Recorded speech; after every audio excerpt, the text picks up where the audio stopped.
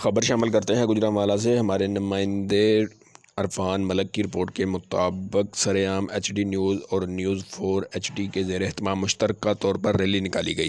اس rally کی خصوصیت یہ تھی کہ اس ریلی میں ہر مکتبہ فکر کے لوگوں نے شرکت کی۔ اس ریلی کی قیادت نیوز 4 کے سی ای او اعجاز مہر اور سرعام ایچ ڈی نیوز کے سی ای او خلیل محمود بٹ نے کی۔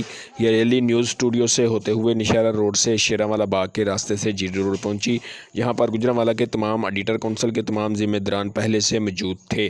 اس ریلی میں تمام مکتبہ فکر کے لوگوں نے شرکت کی۔ اس ریلی کو پولیس نے اپنے حصار میں رکھا اور خصوصی طور پر خلیل محمود بٹ اور اعجاز احمد مہر نے جی ٹی روڈ پر خطاب کیا اور کہا کہ ہم پاک آرمی کے ساتھ ہیں۔ ہماری آرمی کے جوان دن رات ہماری حفاظت کے لیے سرحدوں پر ڈیوٹیاں دے رہے ہیں اور جام شہادت نوش کرتے ہیں۔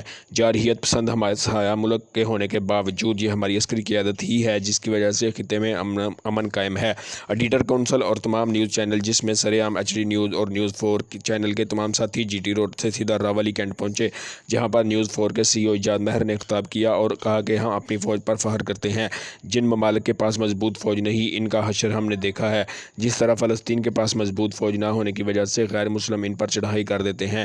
اس موقع پر نیوز 4 کے دوسرے ذمہ داران جس میں سہیل مہر، ملک عرفان، علی بٹ، حافظ اشفاق نے بھی خطاب کرتے ہوئے کہا کہ اپنی قوت اپنی فوج کی وجہ سے ہی ہے۔ یہ ایٹمی قوت جو ہے یہ ہمارا فخر ہے اور فوج ہماری فخر ہے اور ہر محاذ پر ہم اپنی فوج کے ساتھ کھڑے ہیں۔ کیمرہ مین ساجد علی کے ساتھ ملک محمد عرفان، نیوز 4 گوجرانوالہ۔